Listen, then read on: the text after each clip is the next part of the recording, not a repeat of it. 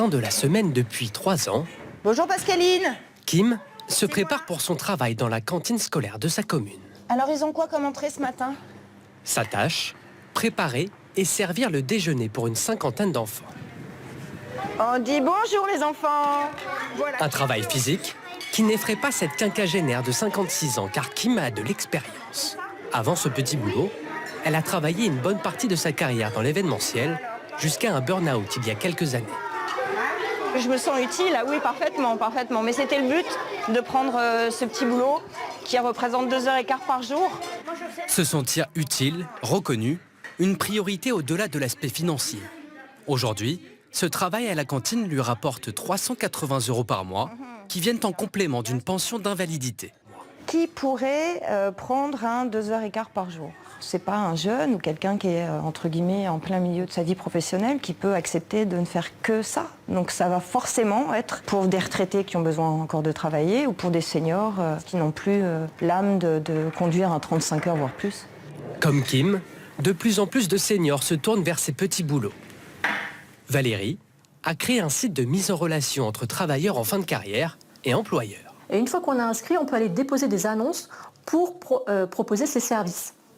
Aide à la personne, transport, mission de jardinage, les offres sont très variées.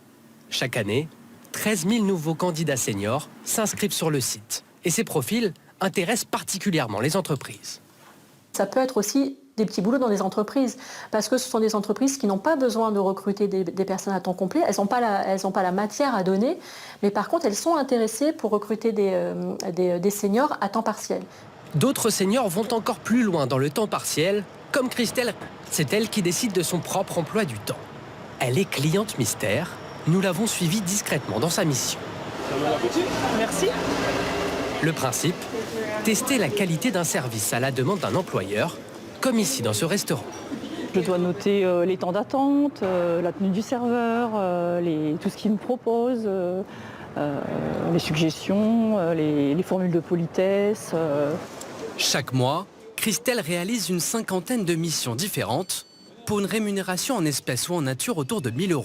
Mais pour elle, l'important est ailleurs. C'est une sorte d'indépendance, de pouvoir choisir quand on veut travailler, avec qui on veut travailler, quelle mission on veut faire, ne pas faire, quand on veut la faire. J'avais plus envie du travail traditionnel, en fait, travail dans de bureaux qui ne m'intéressait pas.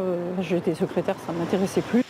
Depuis plusieurs années, le nombre de seniors avec des petits boulots progresse, tout comme le taux d'emploi des 50-64 ans. En 2010, ils étaient 55% à travailler. Aujourd'hui, ils sont plus de 65%.